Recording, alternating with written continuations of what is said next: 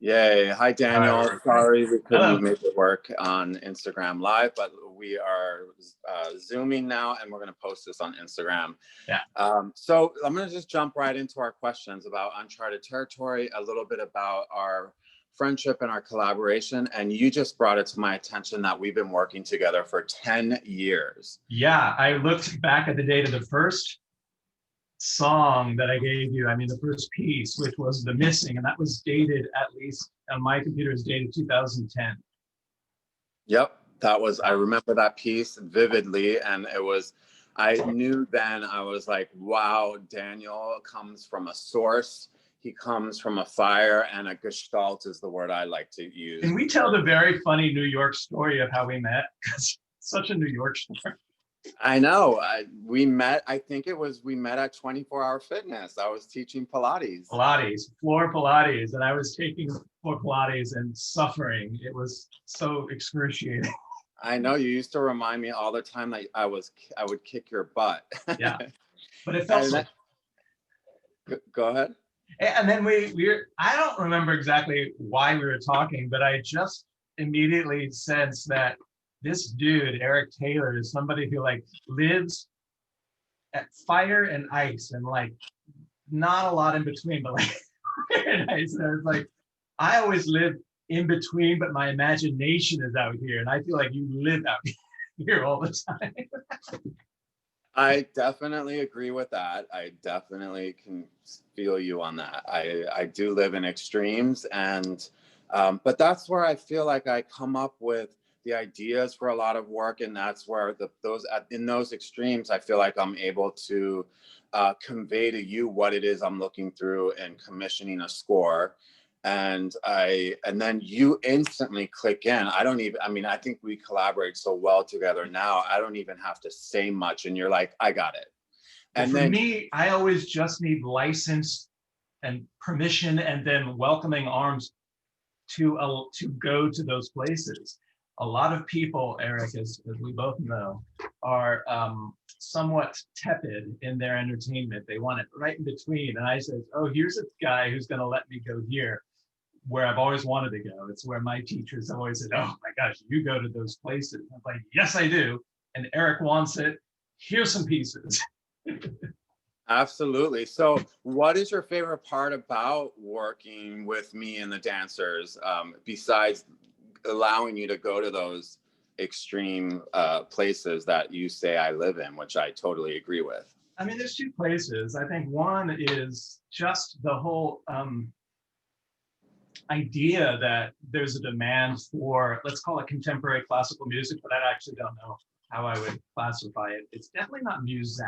It's just, there's more gestalt to it. There's more form and technique to the music, and a demand for more than just pop music, more than just genre music is rare. You don't actually find that except for maybe some a lot of people want background music, stuff that they can type in and then have something easy going. And I feel like you invite the kind of music that says, nope, you have to pay attention to me. There's no, it demands emotional investment. And I think that's a rare thing to have a demand for that.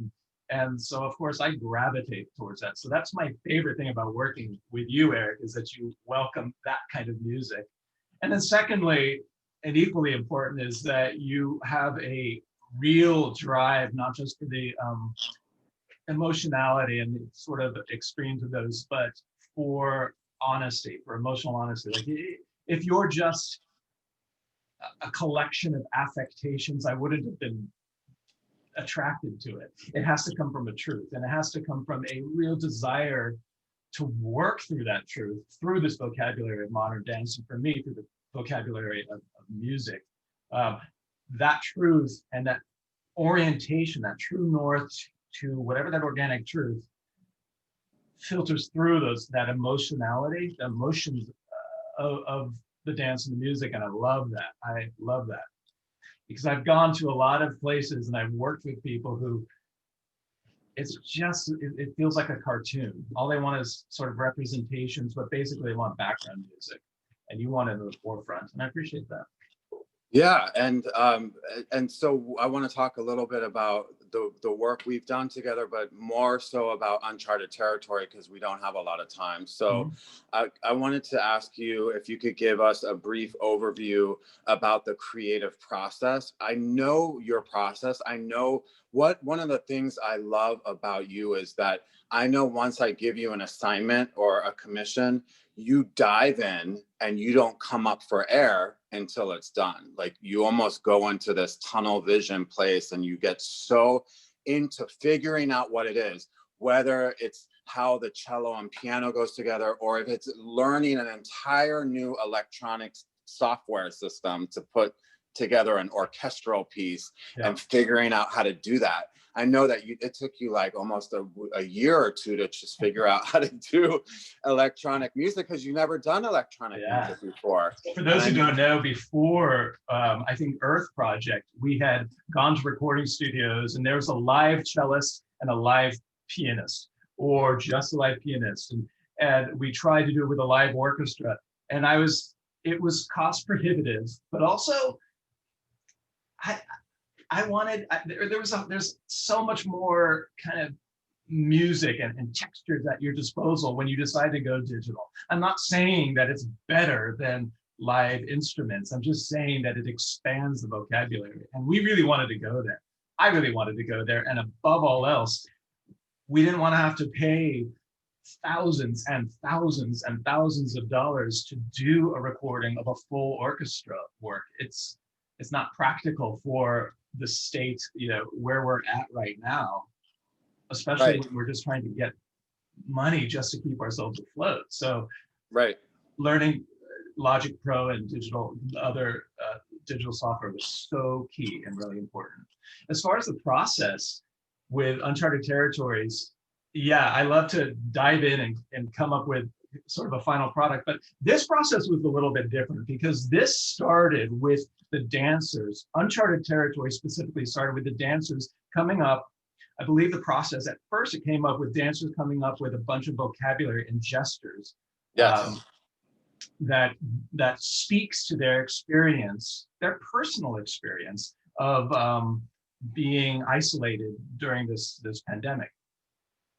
And then I came in as they were starting to form a narrative and piecing these gestures together to come up with a narrative for a fictional character. But we all know that as artists, fictional characters are actually us. It gives us absolutely alter egos.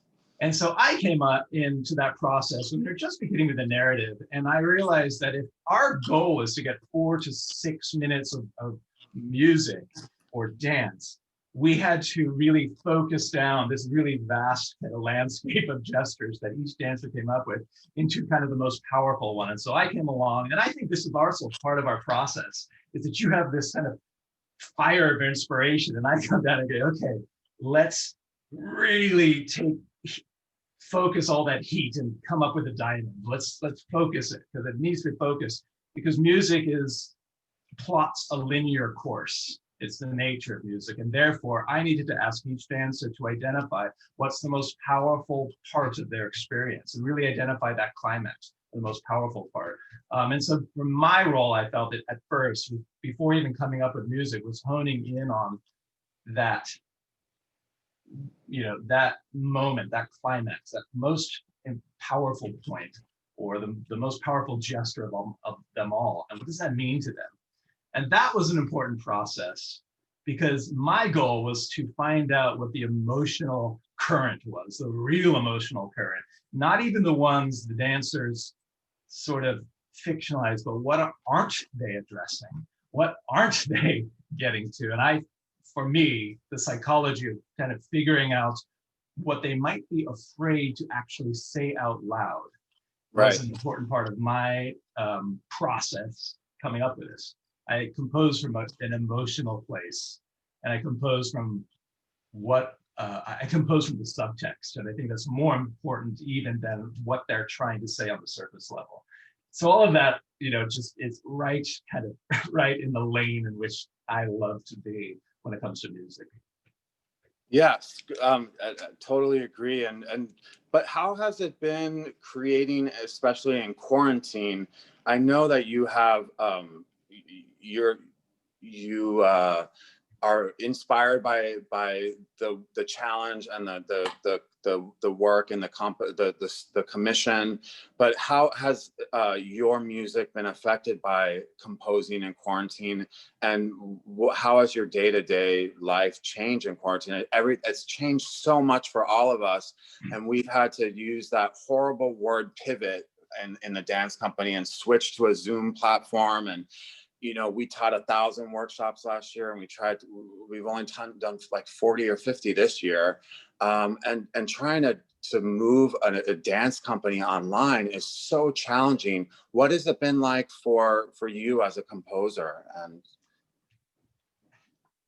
so there's a couple answers for that. One, the whole digital meetings with each other, I actually found is more efficient. I could just prepare and come in and then ask the questions, and people can be prepared before they come into a meeting because it's focused that way. And I actually appreciate that. I like people being prepared because I am prepared. And then number two, as opposed to going to a group rehearsal and then trying to catch some one-on-one, because remember, I'm all about the dancer and the dancer's psychology. In conjunction with whatever narrative we're putting them through. But the one-on-one that Zooming with the dancers afforded us was really important, because I felt like we could go deeper and more almost confessional in this one-on-one, as opposed to trying to grab time before or after a rehearsal with all eyes on them, and there's a sort of self-consciousness and group thinking that's going on there. And I was like, this gets to be more intimate.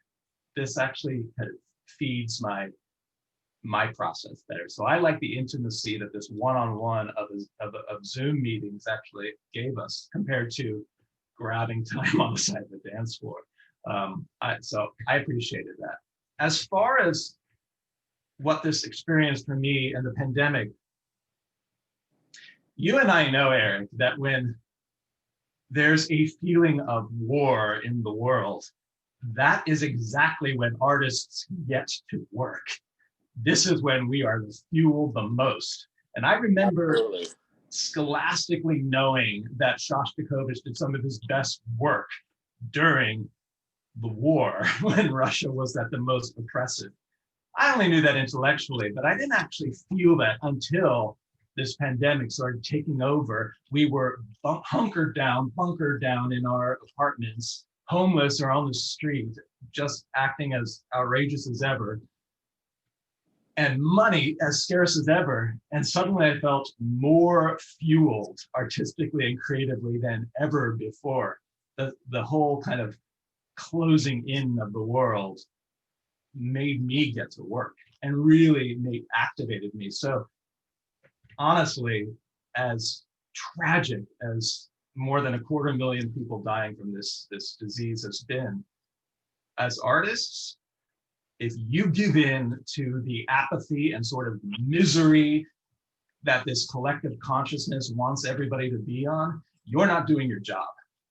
Absolutely agree. You have a job to address it, process it, reflect it, and use it as therapy if you need to, but fuel yourself with it, because you can be energized and you can do a lot of work, even in your apartment. And I think that this project of the Uncharted Territory is just evidence of that. Art can be just as productive. You just have to adapt to whatever this new landscape is. That's it. Yeah, and I really think that this pandemic and the terrain of New York City is so different. I mean, come on, like there's nothing happening on Times Square. Broadway is it's a ghost town. Theaters, we haven't been able to be together as a company in a studio, but I think this is what's going to happen. Is what could happen with it. There's no one in New York City except the artists who live here. All the businessmen are gone. The tourists are gone. So what's going to happen is a renaissance. I feel it already happening, this renaissance. And that's what a goal of mine is to, you know, to keep working. We've been lucky enough to get emergency funding from Dance NYC and from the Marta Hefflin Foundation, and they've been so good to us, and they've allowed us. But it's been difficult on the dancers, I think, to get through the day to day as a dancer in quarantine, and they're. Yeah. I think that this process has given them hope, and it certainly has given me hope and a purpose, and that's what my art definitely, that's where I'm fulfilled, because I feel like I have a purpose and I have something to give, for people, to a platform for people to collaborate, artists like you and Chanel and the dancers, and you know I'm all about collaboration. But getting through the day-to-day stuff, are there any tips you want to share with us, about how you get through the mundane part of it, and where you find that energy? I mean, to get through the day, and there's so many people struggling in isolation, and that's what this project is about. It's all about isolation. So are there any tips personally, on a personal level, not just as an artist, but first of all, I don't have a mundane moment. And the reason why I don't is because I diversify my sources of joy. And if there's any tip, not that I'm in the position to give tips, but diversify your sources of joy. If dance gives you joy, this is an opportunity to find out what else gives you joy aside from dance. Explore it. Find out what else you're good at. Find out what else you want to be good at, and then give it a try. Diversify your joy. And so for me, why I say I don't have a mundane moment is because there's not a moment in which I'm not doing something creatively or physically. So I go bike riding, I take 4 digital boot camp classes just to keep physically active. And I love bike riding. I've explored every borough on my bike. It's so much fun. But also, yes, I compose music, but I just finished a mystery comedy radio play that's in 5 episodes that's going to be released shortly. And then we recorded it. We recorded it separately. Like, we found a way to do this. I'm writing a book. I wrote a whole series of country songs that I'm trying to sell to people like Ty Herndon and Kenny Chesney. And I'm writing a modern dance musical that you and I will talk about a little later, that is about the 2011 tsunami and how it affected Japan. There's so much you can do if you decide to think apart from what your normal route is, and really seek out joy. You do not need to gravitate to this thinking that everybody wants to sort of, when you go online and everybody's just joining this thought process about how miserable and how stuck everybody is and how fat you have to get and how you just like get blasé, watch streaming whatever series. I'm like, turn that all off. It doesn't have to be that way. Nothing has to be mundane. There is so much you can do. Each of us is so powerful. We have so much power at our disposal with our computer, online, typing in our imaginations. So get to it. Stop being lazy. And absolutely. I really don't understand the word bored. I literally wake up and I don't stop until at least 11 p.m. at night. And I blink my eyes and the day just went by like that. Like, yeah. It's good. I haven't been bored at all in the whole pandemic.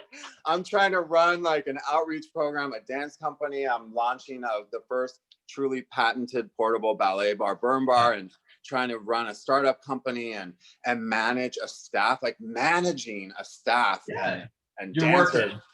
Working. I'm working. Yes, you're energized. You're using all that energy you have anyway, and you are applying it.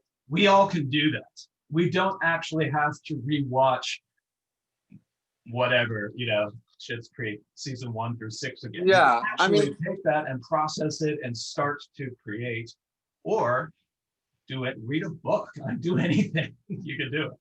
Yeah. So another thing I wanted to ask you though was, given that this pandemic hit, and then on top of that, with everyone in isolation for so long, and then the Black Lives Matter movement, and then the election and everything that's going on as far as the far left and the far right, and finding a place in the middle, and what the terrain of art is and New York is going to look like, and all the hot topics about gender identity, about social issues, about all this stuff it's so overwhelming. So what do you think the future of art is going to look like in New York City? I mean, to begin with, compartmentalize what your present is versus the worst case scenario future, and know that you are not living now the worst case scenario, fictional or potential, a percentage of that worst case scenario in the future. You're actually not living that now. So make sure that you're not thinking as if you're living that future now, because you will be comatose if you do that. You will not be able to get anything done with all that fear and anxiety. So make sure you compartmentalize. You're present now, you're being asked to stay home in a living room, right? In your own home. That is not torture. Torture was in the 30s when you were literally starving and going out and working the fields for like a penny a day, right? Yeah. There are a lot of people starving though, Daniel. There are people starving, but if your understanding, let's be realistic, your understanding is starving is not being able to go down to 7-Eleven right this minute and getting a Slurpee, you're not suffering, right? Right. Just know where know what the worst case is and know what it is. I have people walking around in camouflage, wearing knives and packed with guns everywhere they go, as if this World War III is upon us now. It's not. It's not on us now. That's my personal opinion if you ask. I would also say, if when it comes to the art, once we emerge from this, and history has shown us that when you emerge from dark times, people really want escapism more than ever. And so therefore, if the thing you create is always about pain and anger, you're going to be left behind. You better start seeking out laughter and joy and different forms of escapism. Otherwise, you're not going to be in demand. People are going to want escapism by the time we emerge from this. Right, but Daniel, the thing is that before the pandemic, being able to escape into theater, you have to have money. You have to be able to afford tickets. Like, if we don't change as artists and as producers and directors and writers, and include the spectrum of people that, you know, can't afford to get tickets to see a ballet, or, I mean, there is a lot of privilege to being able to go see a show on Broadway. So we're all hoping for a reset when it comes to, I mean, I don't know if we are. But what do you think needs to change, though? So, first of all, we need to, I think money is a very important part, is that accessibility to art is extremely important. Absolutely. Zoom has shown that even if you don't want to just be watching your screen, it's still a format in which everybody can watch your stuff, and they can watch it for almost for free. I saw somebody try to, there's still people putting out there, hey, pay $40 to watch a digital performance of something. I'm like, who has that money? Start preparing for the future. Nobody has that money. But you could put out the same performance for $10 and reach many more people, and many more people will be able to afford to log in. And that's where we need to go. So we need there needs to be a reset, and producers may hate it. The Schuberts may hate the fact that people are going to start demanding your prices be reasonable for more people. Otherwise, they won't be attended. And I think that's very important. And I love that. Guerrilla theater, I mean, come on, that's exclamation marks all over it. We love that. Right. But when do you think, last two questions, when do you think we're going to be able to be back into the theater as an audience, as performers, and performing more than a solo or duet? I don't think it'll be for another year. I think it'll be a year and a half. And even if they come up with a vaccine, whether people will be comfortable enough to show up into a house with 800 to 1,300 people, we're talking Broadway shows, I don't know if people will ever feel comfortable, let alone traveling to New York City, which is just not a sensible thing to do right now. I think it'll be a year and a half at least. And that's why it's important to let go of what is there and start exploring other things, it'll return. It will return. It'll be Yeah. different. I mean, It'll be that's why more we're exciting if you let it be more exciting. Is that's my thing, is to be optimistic about how it returns. I think it's the most exciting time of art ever. I mean, and that's why we're doing. I mean, I'm all about site-specific work. I've done site-specific projects since my first one was when I was 11 years old. I did site-specific work all over Glendale, California. But then after 9/11 happened, I did a site-specific prayer to the world dance in Key West on the beach, and that was and so for Uncharted Territory, we're going to do the solos all over New York City and different sites. But my last question is, I would love for you to recap the scores, so for just the titles and for Uncharted Territory, and maybe a sentence or two about the score in particular, not so much about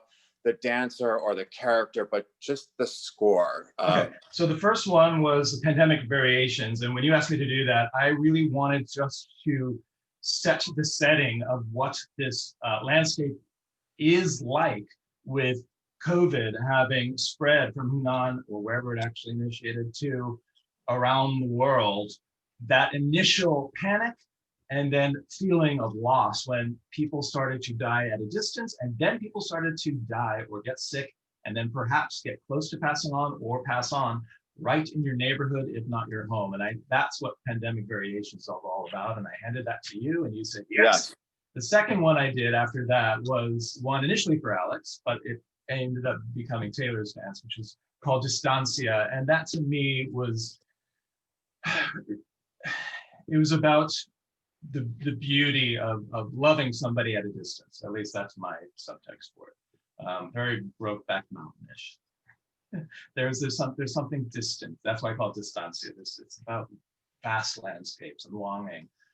And then after that was reaching back into the club kids in the 90s, was one for Chris called Path. And that was really exploring what it is to be on the edge, to want to have sexual encounters with strangers during a time in which we're supposed to keep socially distanced, and what that feels like to be on the edge.